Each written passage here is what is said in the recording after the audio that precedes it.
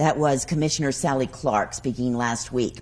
You know, the last time that we had Dave Phillips on this program was about a year ago. He had written a book called Lethal Warriors. Lethal Warriors. And we bring it up because the program has been nominated for a regional Emmy, and we will find out in July whether it won that program or won that award. But meanwhile, Dave, let's segue now to your new series on veterans. Dave grew up in Colorado Springs and has covered Fort Carson and everything for a long time. Other than Honorable was published in May 19th. What is it? Basically, we looked at how the number of soldiers getting kicked out of the Army for breaking the rules has gone up and up and up every year like a steep stairway.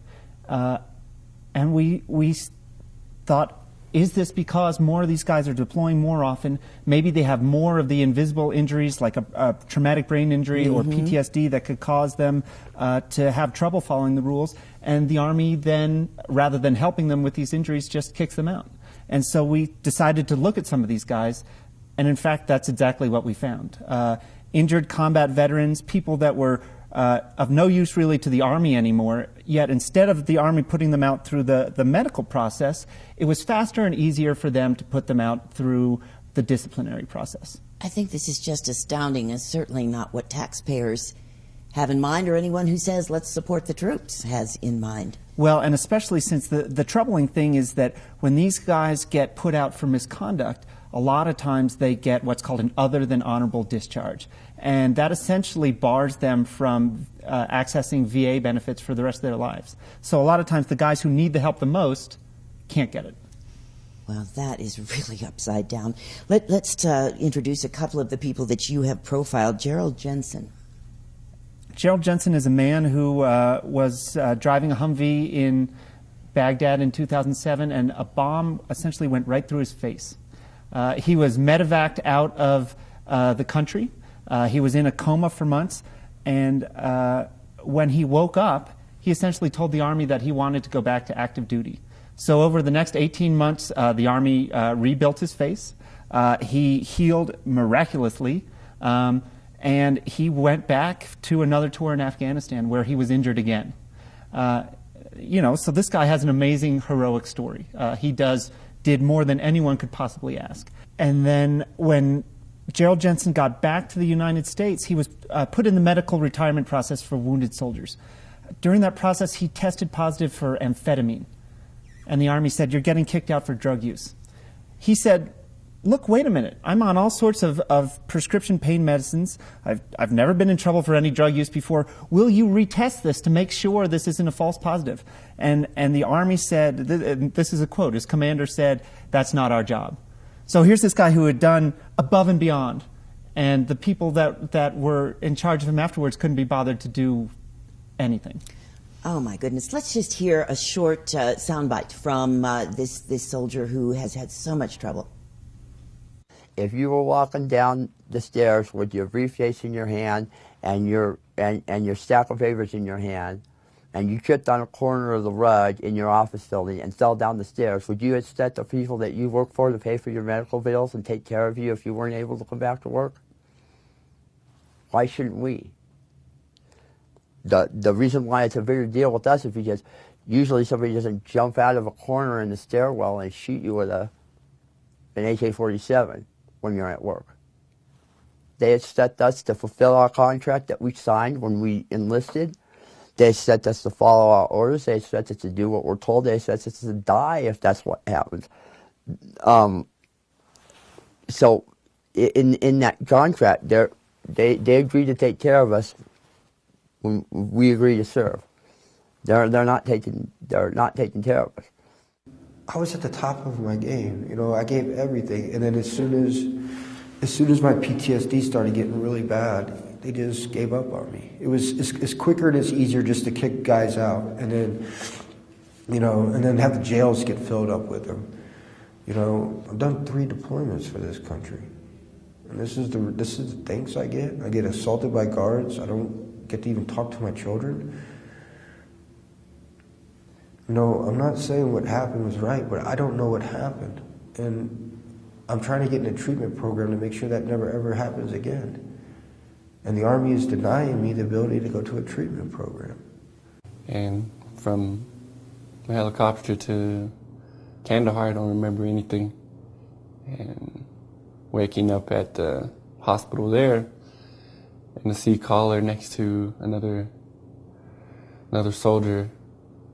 And as soon as I woke up, he looked at me and said, he goes, "I'm glad to see you awake." And he told me, he goes, "Do you know what happened?" And I said, "I don't remember." And he goes, "Do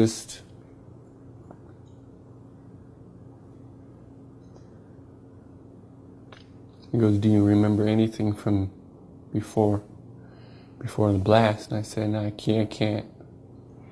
He goes, "Well, just to let you know, we lost 2 people."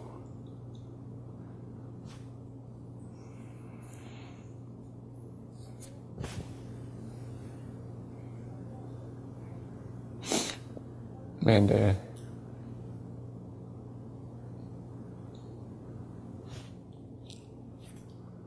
one of them was a good friend of mine.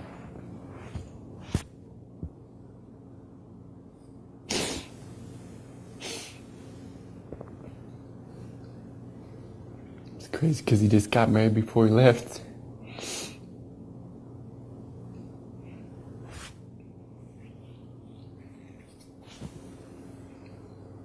And just from that point, it wasn't the same. Let's also meet Cash Alvaro, who has come today with Dave Phillips, another veteran who has been through a great deal. Tell us when you joined the service and where. How did you get to Colorado?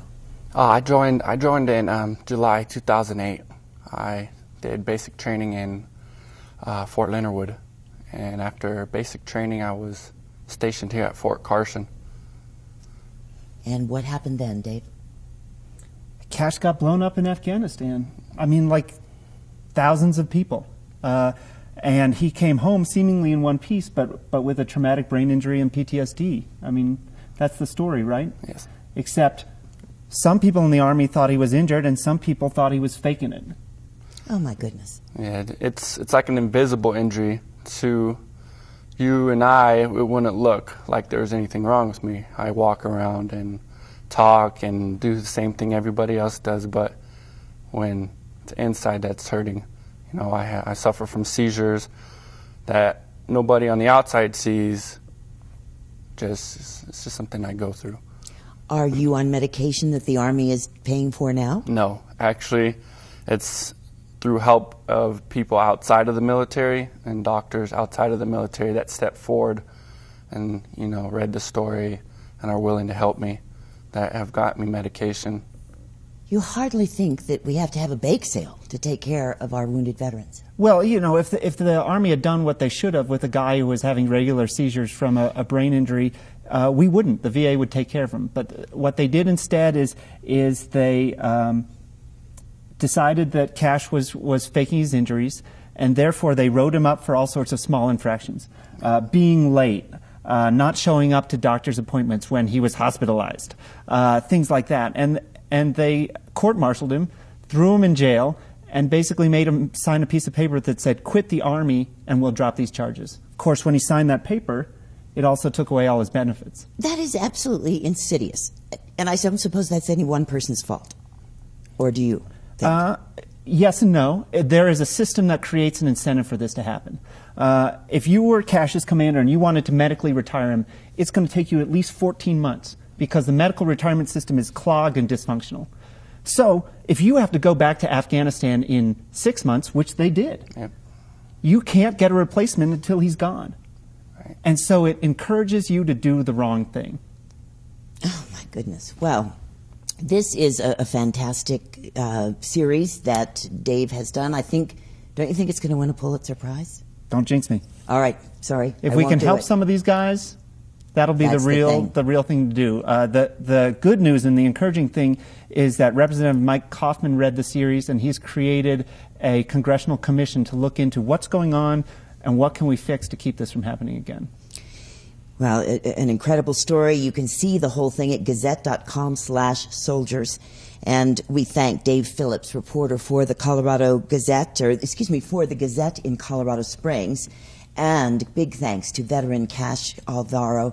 and much good luck to you. I hope that the people who are helping you continue to do that. Now let's